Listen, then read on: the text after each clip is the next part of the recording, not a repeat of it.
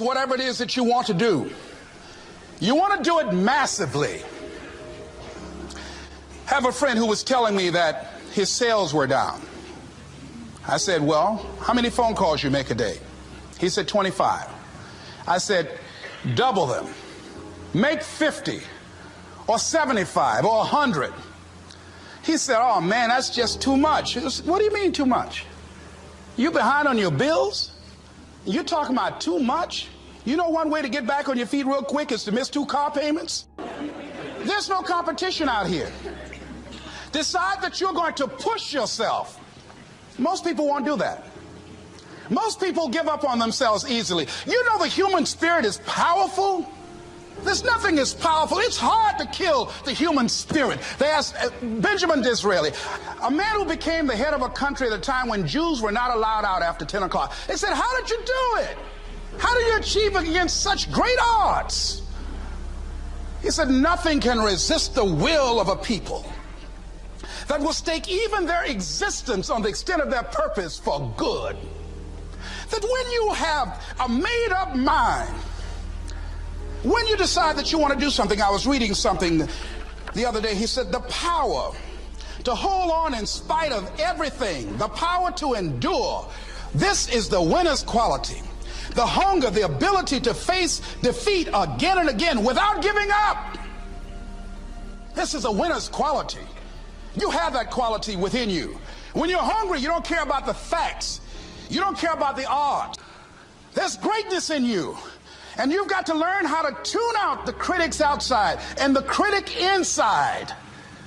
And since I'm going to do this, I'm going to harness my will. And I'm not going to let anything stop me. I deserve this. I'm going to do it until. And this friend, I told him, said, start increasing your calls. I said, I make 100 calls a day. The other thing is that if you want something, you have got to be relentless. You've got to learn how to become resourceful. You've got to learn how to become creative. When crises strike in your life, and in the Chinese language, crises mean danger, but it also means opportunity. And this is an opportunity for you to grow.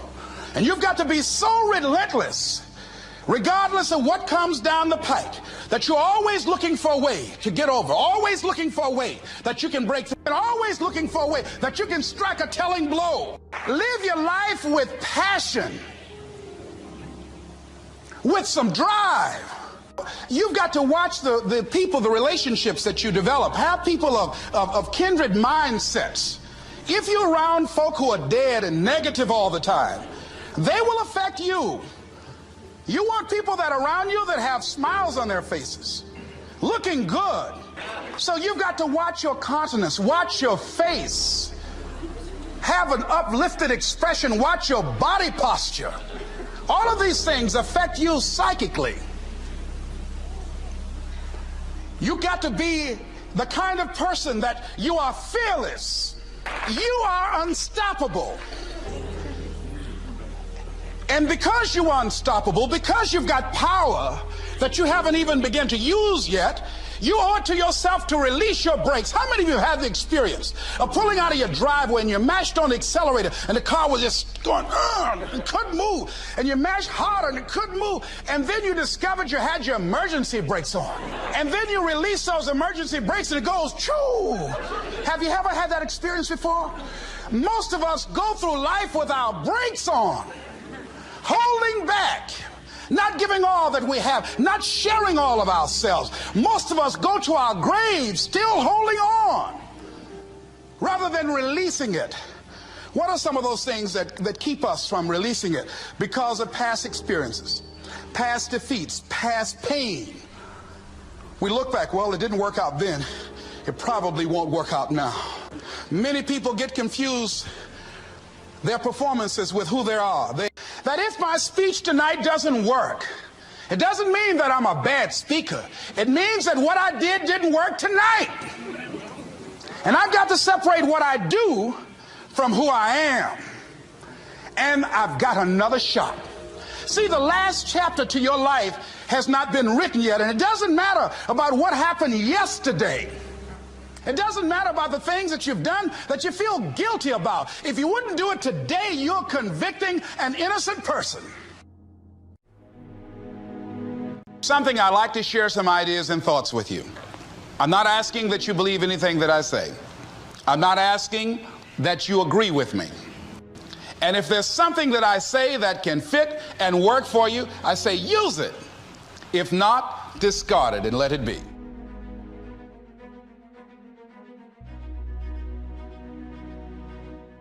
One of the things I have realized, and many of us have, that if you want something out of life, if you want to change yourself, if you want to acquire something, if there's some goal that you want to reach, that is really not easy as some people will make us feel. That living your dream, changing your behaviors, overcoming negative habits, it's challenging. It's hard.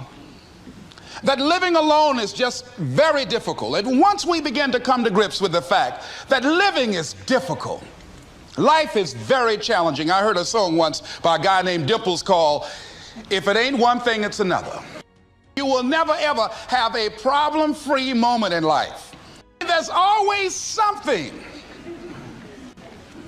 So how do we begin to nurture that hunger? What are the characteristics or the qualities of people that are hungry? What will it take for me to get some of the things that I want? And being hungry for those things, number one, you've got to work on yourself. It's very important that you engage in an ongoing process to develop you. Spend more time on yourself than what you've been spending. It's very important. You owe that to yourself. I was reading a book by Og Mandino called The University of Success. Read one line, gave me a chill. I didn't have to read anything else in the book. He said, many of us never realize our greatness because we become sidetracked by secondary activity. We spread ourselves too thin, don't know how to say no. And we find ourselves doing all kinds of things and never ever have time to do those things that we need to do to work on ourselves. And then there goes a second, there goes another second, there goes another second, and we can't stop and hold time. And before you know it, you wake up one day and you're behind on your dreams and your bills. So decide that you're going to take some time to work on you, that you deserve that from yourself, that your life deserves some prime time. Because you are creating your own production. As Michael Todd would say, you are the star of your show. You are the director. You're writing the script. And you will determine whether your life is a smash office hit or flop. You determine that. Working on yourself, talking to yourself. That's so very important. Overcoming the negative conversation, that inner dialogue that's going on all the time, even when you don't want it to be there. You can't stop yourself right now from thinking. You can't do it. It's going on. And so learning how to empower yourself, part of doing that is standing up to yourself. You've got to stand up inside yourself sometimes and say, shut up. You've got to do this. I was going to give a presentation, and this voice inside of me saying, you can't do this. You don't have everything it takes. I shut up. You'll get scared sometimes. Your mind will go blank on you. Some people you will allow to unnerve you. And you wonder, what's wrong with me? I'm not crazy. That's why you've got to learn to make a conscious, deliberate, determined effort to stand up inside yourself. Working on yourself, watching that inner dialogue, it will determine the quality of your life. When you're working on something you want to achieve, you have got to stand up to that voice. You've got to sell yourself every day on your abilities, on what you're doing, on the goal that you want to reach. You've got to sell yourself every day, according to your level of belief. It will manifest itself in what you're doing. Whatever we have right now, whatever we're demonstrating in our lives, is a result of what we believe subconsciously that we deserve. And part of increasing that belief level is that you have got to convince yourself every day You've got to sell yourself. I do a lot of training for many corporations, and I conduct sales seminars, and I've heard all kind of guys doing techniques and training people techniques of how to close sales and how to work with and begin to control the sale and how to ask for the close. Let me share something with you. You can learn all the techniques in the world. If you don't believe in yourself, it won't happen for you. I learned all of it. So that's why I do a training called Focus on the Seller. You've got to focus on you. And as you convince you, as you sell yourself every day, you will begin to see a difference in the things that you're doing. Selling yourself on your ability to perform a job, to achieve a certain objective. Telling yourself every day, here I go again. And I got what it takes. This is my day, and nothing out here is going to stop me. That brings me to the next thing. It takes courage to act. Part of being hungry when you've been defeated, it takes courage to start over again. I used to do door-to-door sales, and I was working with another friend of mine, and door-to-door sales, I mean, it's punishing. It's cruel and unusual punishment. And I was a little boy knocking on the door. Hello, would you like to buy a nice working television set? No money down? No! Bam! They slammed the door in your face. And the friend of mine that was working with me, they slammed the door in his face, and I looked back, and he was going to the car. He said, I can't do this. And he sat down in the car, and he said, you go ahead, I'll be here when you get back. Now, he had a mother and father to take care of him. My mother was ill. I am adopted. I was hungry. I had to go on. I learned something about myself. That when you step into your fears, somebody said, it was Winston Churchill, he said that courage is going from failure to failure without losing enthusiasm. When you step into your fears and continue to push yourself to go on, something happens for you. When you have something you want to do, if you don't develop the courage to do that which has been given you to do, and you spend a lot of time going around trying to convince other people or trying to get their approval, what will happen is that you will lose your nerve. And other people will convince you that what you're doing doesn't have any value, and you'll give up on your dream.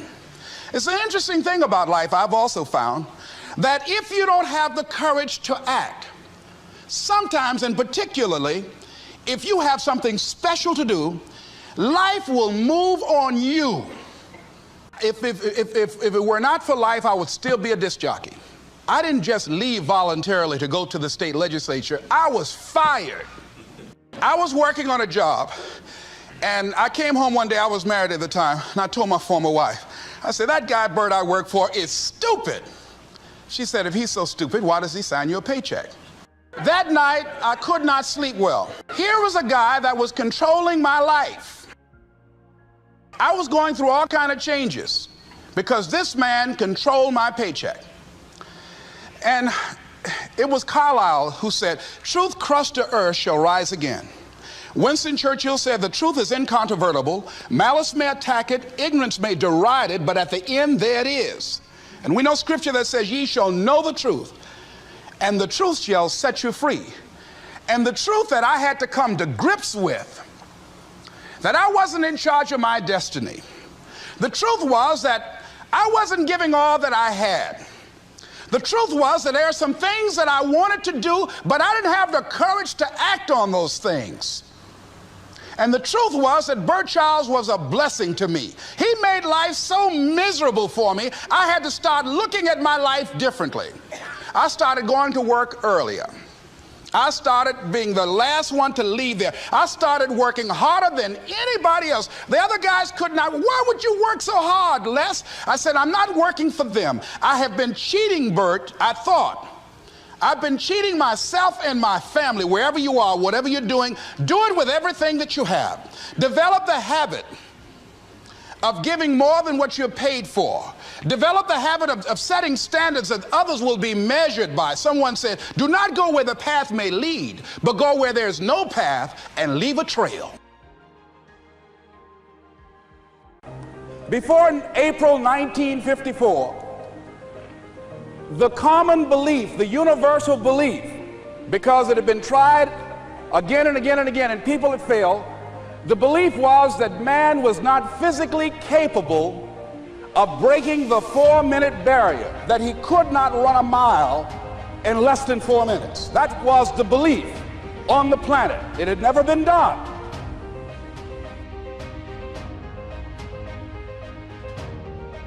But here's what happened, ladies and gentlemen. Roger Bannister came along, and he broke the 4-minute barrier. Now here's what's significant about that. Since that time, up to this day, over 20,000 people have done it, including high school kids. 20,000 people. What changed? Here's what happened when they got on the track. They knew it had been done. And because they knew it had been done, there was a new belief about this barrier, about this goal that was unreachable.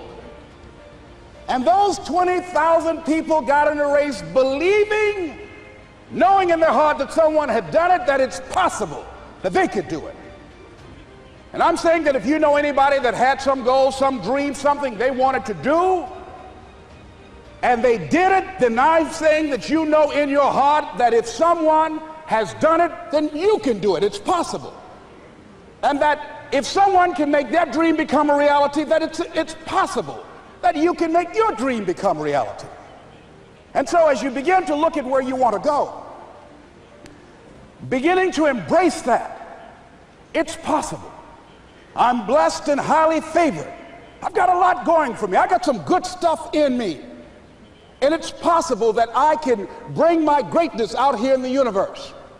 That I can do what I want to do. It's possible I can write my own book. I can have my own business. I can take the trip and travel around the world. It's possible. I can bounce back from adversity and reinvent my life. It's possible. Regardless of where I am, the things can get better for me.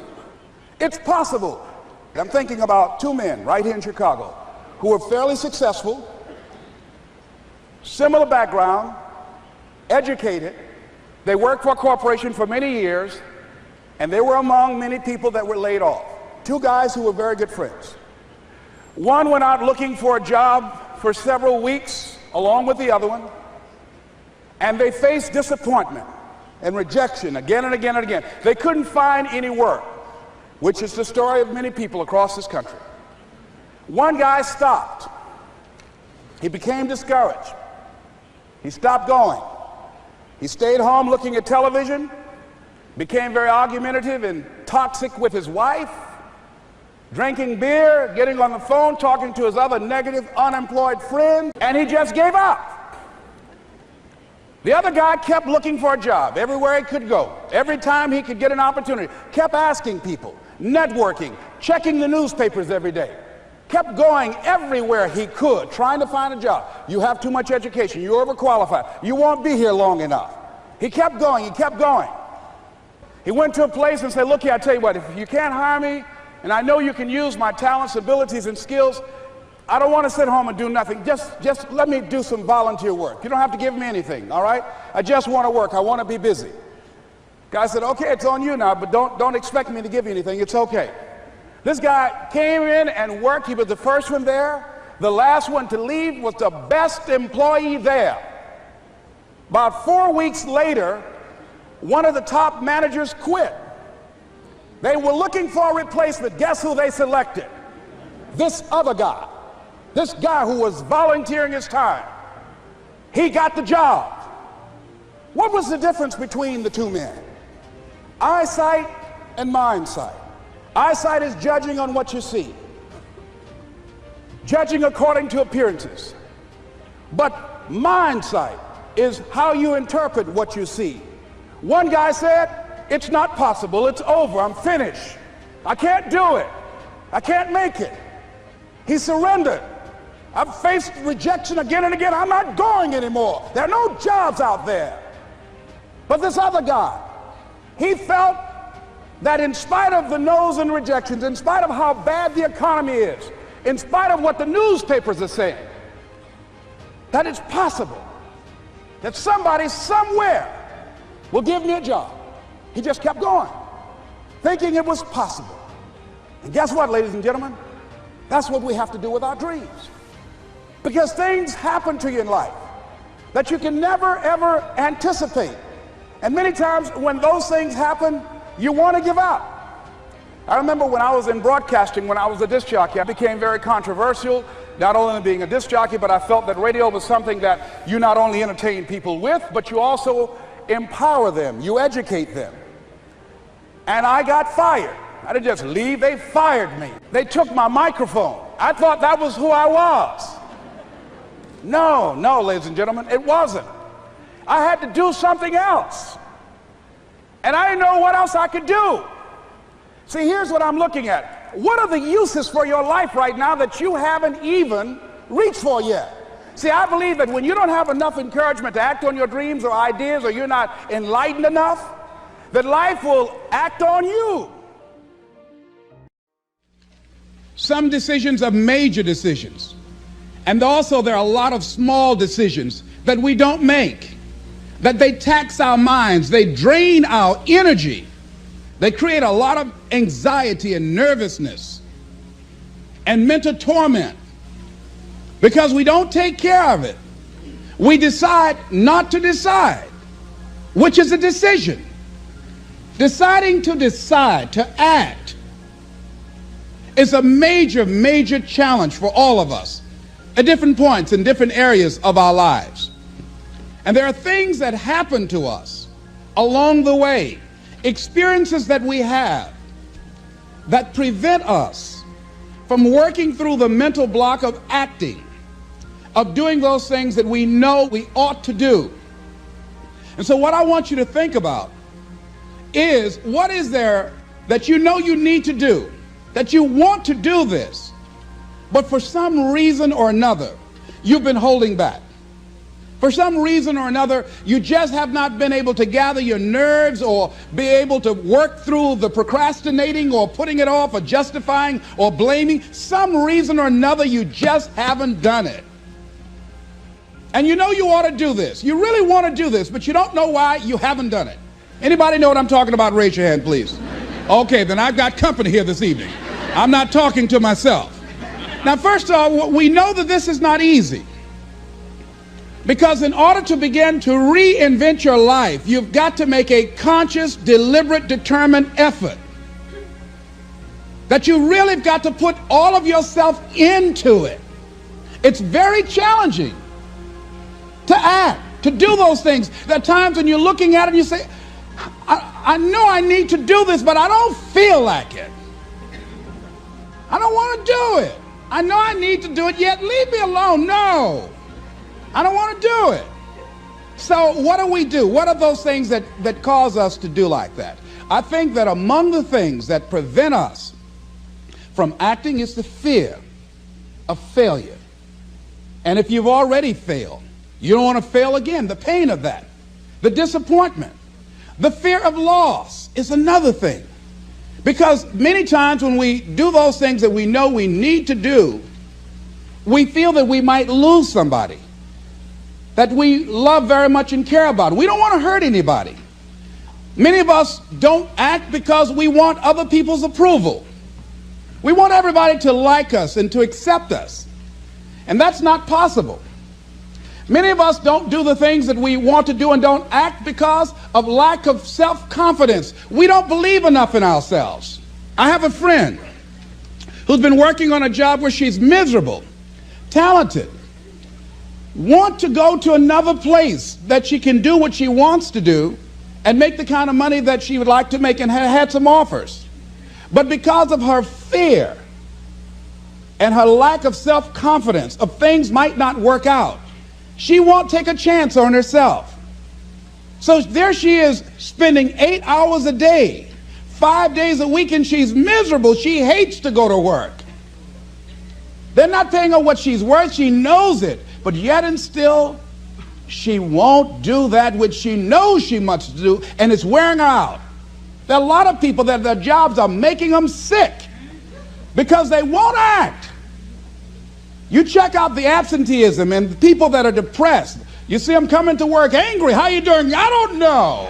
Just leave me alone. It's not even 9 o'clock yet. You're talking about good morning. There are days you go to work, you want to just keep driving past the job. You don't want to stop because it's not in sync with who you are. But you haven't acted. Have another friend. This guy's brilliant. He's a business consultant. He helped a lot of people get their business started. And people come to him because they know he's knowledgeable. But this guy won't start his own business. Now, he's very smart. He can do it. Everybody believes in him except him. And he's so smart, he's talked himself out of it. Well, the numbers aren't right. And so there are many reasons why we don't act. There are other things, though, that affect us. Is that not wanting to take personal responsibility. We want somebody else to do it. And many times we pick up our inability to do certain things from people that we love, people that we admire. We identify with them, and we live in the context of their ideas, their opinions, and their life patterns. We buy into it unconsciously. My mother is a pack rat. She keeps everything. She doesn't throw anything away. And I have unconsciously picked that up. Now, my mother never said, let me show you how to keep everything, Les, and just clutter things. I unconsciously picked that up, many times unconsciously. We try to honor the people we love by being like them.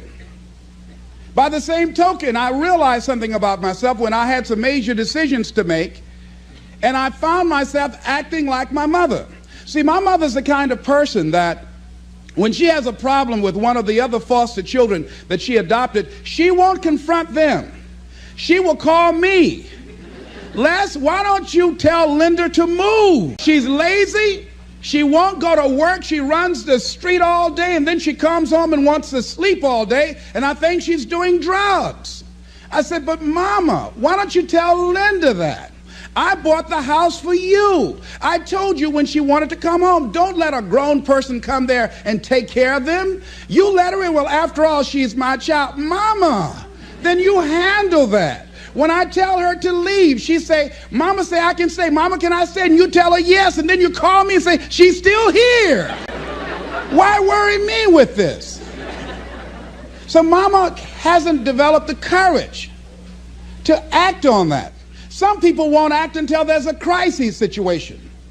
When Linda started stealing from Mama and took her Social Security check to get some drugs, Mama got some courage to say, get out of here and don't ever come back. But she wouldn't do it until then. And see, we don't have to wait until a crisis situation. I have a friend that has been having a challenge with losing weight. Bus has been dealing with that challenge. And for the past 40 years, he's always seemed like weighed over 235 pounds. And so he said, man, I just can't lose weight. I'm big-boned.